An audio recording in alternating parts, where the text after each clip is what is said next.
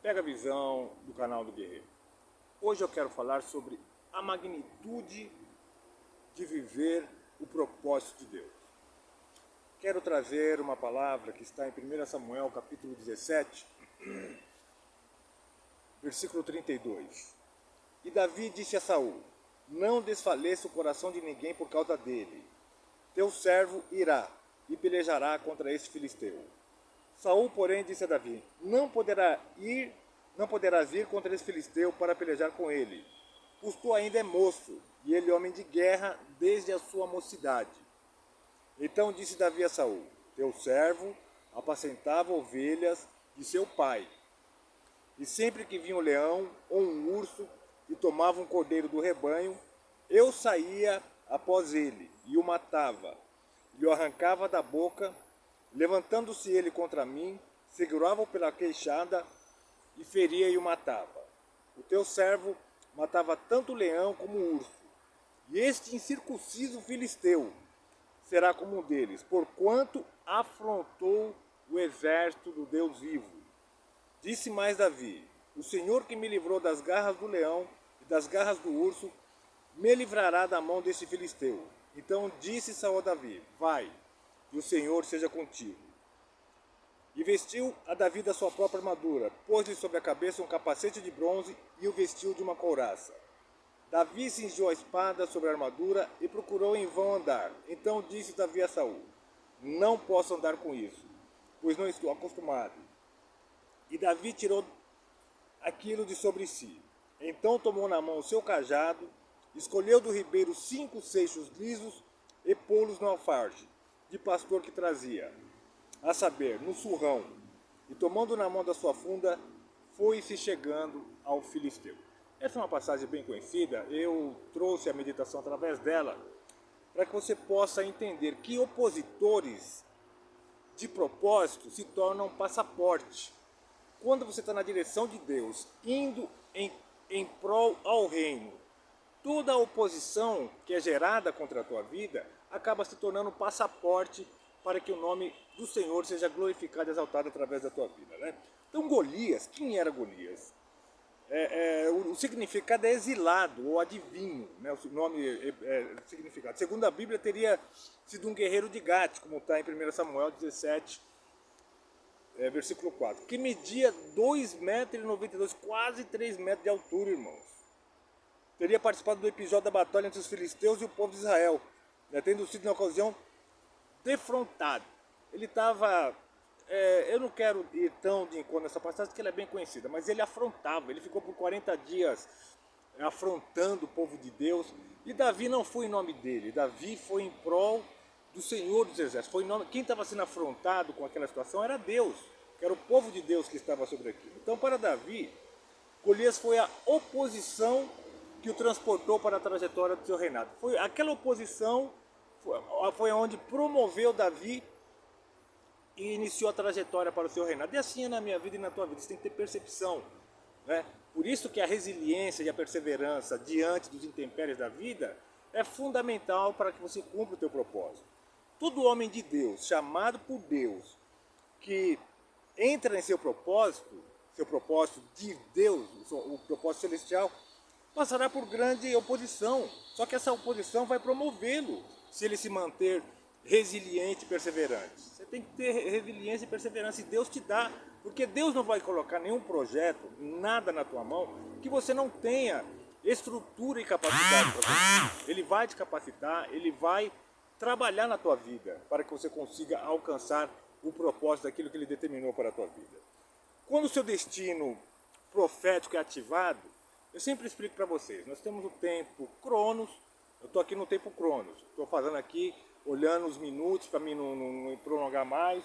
Hoje amanheceu, agora é 7 horas da manhã, estou aqui no Ribeiro Querite, quinta-feira do dia, acho que é 16 ou 17, estou sem meu relógio aqui, 16 ou 17 de janeiro do ano de 2000, esse é o tempo Cronos.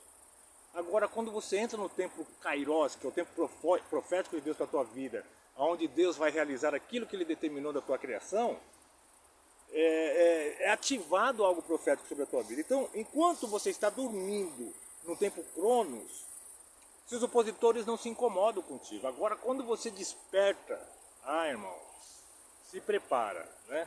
Se revista, jejua, ora, peça a Deus sabedoria, porque a oposição vai vir de maneira ferrenha, de todos os lados, porque o inimigo ele não sabe aquilo que vai acontecer, mas ele sente cheiro que algo vai acontecer, levando prejuízo àquilo que ele tem, que ele pensa ter como domínio. Então, entrou na esfera profética, se prepara, que o chicote vai estralar. Porém, tem vantagens, né? Pois no tempo Cronos, você vai viver os milagres, vai viver o sobrenatural, vai viver providências que você nem imagina. Você vai ser colocado diante de pessoas, em locais, em situações, porque se todo o propósito que Deus colocar na tua mão, você tiver condições, vamos supor, o propósito de Deus é eu fabricar esse boné. E esse boné tem um custo de R$ 35 para mim fabricar esse boné. E eu disponho desses R$ 35. Cara, está um pouco desalinhado com os propósitos de Deus, porque o propósito de Deus ele nunca vai vir com a sua condição, ele vai sempre ser a maior, porque a providência para a realização do propósito de Deus, quem tem que mandar a providência é Deus. E não quer dizer que vai ser de imediato não, porque como eu já falei da Jocum e vários outros ministérios, às vezes Deus não dá na primeira, né? Como já aconteceu, o Ministério Jocum, quem não sabe, eles tentaram comprar um navio pela primeira vez, falhou, irmão, não conseguiram pagar não. Porque talvez Deus tinha que trabalhar algo para lapidar mais. Ou seja, todo o propósito de Deus é muito maior do que aquilo que você tem nas suas mãos. Você não vai, porque se tiver, fica muito mais fácil. Deus tem que ser glorificado nessa situação. Vamos lá. Vamos falar sobre os passaportes que Deus elege diante dos opositores. Lembra de Moisés? Moisés ele teve um opositor.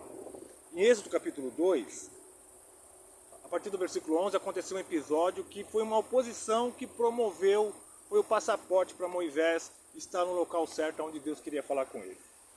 Êxodo 2, versículo 11. Ora, aconteceu naqueles dias que, sendo Moisés já homem, saiu a ter com seus irmãos e atentou para suas cargas, e viu um egípcio que feria um hebreu dentre seus irmãos.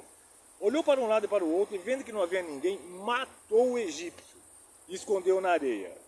Tornou a sair no dia seguinte, e eis que 2 hebreus contendiam, e perguntou ao que fazia a injustiça. Por que feres teu próximo? Moisés perguntando. Respondeu ele, quem te constituiu a ti, príncipe e juiz sobre nós? Pensa tu matar-me como mataste o egípcio? Eles viram.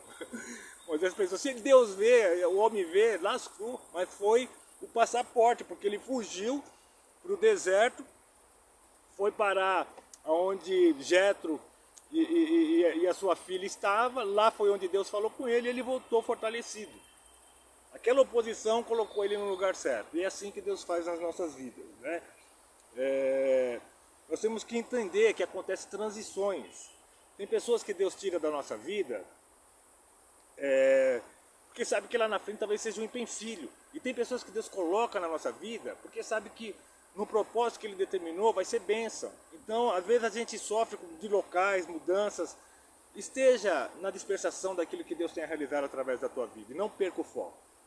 Deus não é um Deus de confusão. Se tem coisas que tem gerado... Deus é um Deus de perseverança. Perseverança. Não quer dizer confusão, você vai ter confusão com os opositores. Mas se traz confusão na tua família, muita coisa assim, tem alguma coisa errada. Então todo homem de Deus, quando a oposição se levanta diante do seu propósito, é interessante, porque quando você vê que a oposição é espiritual, você vai jejuar mais, você vai buscar mais a presença de Deus, você vai ler mais a palavra de Deus, você vai estabelecer mais intimidade com Deus. É o alicerce da realização do propósito, porque você tem que manter o elo com quem. É a mesma coisa, imagina, eu trabalho com empreendimento. Aqui acabou de construir o Unique Green, já em breve já vai estar entregando as unidades. Imagina se as pessoas que estavam ali construindo todo aquele projeto não tivesse uma comunicação com o engenheiro e com os arquitetos que bolaram aquele projeto. Ia dar ruim. Tem que ter essa comunicação. E assim é Deus com o propósito, com o desígnio que Ele tem na tua vida. Você não pode quebrar o elo.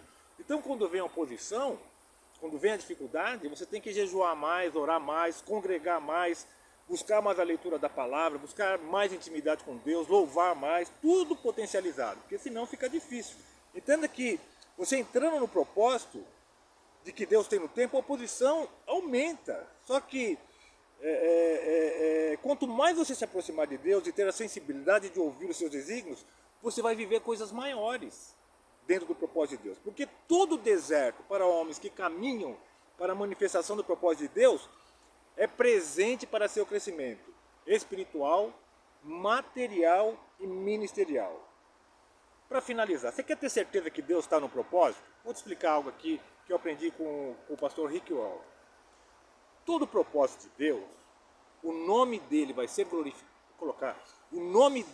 glorificado e o propósito vai beneficiar famílias e pessoas para glorificar a Deus.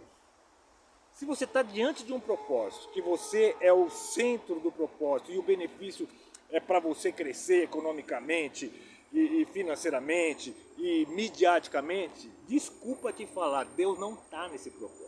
O propósito de Deus é que o nome dele seja glorificado, família seja abençoada e essas famílias e pessoas abençoadas glorifiquem a Deus.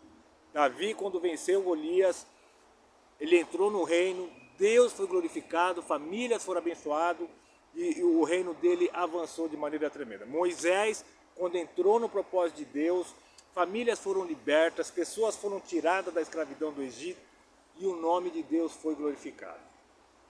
José, quando teve oposição com os irmãos, famílias foram abençoadas, o nome de Deus foi glorificado e até hoje nós podemos compartilhar dessas histórias maravilhosas de homens e tantos outros.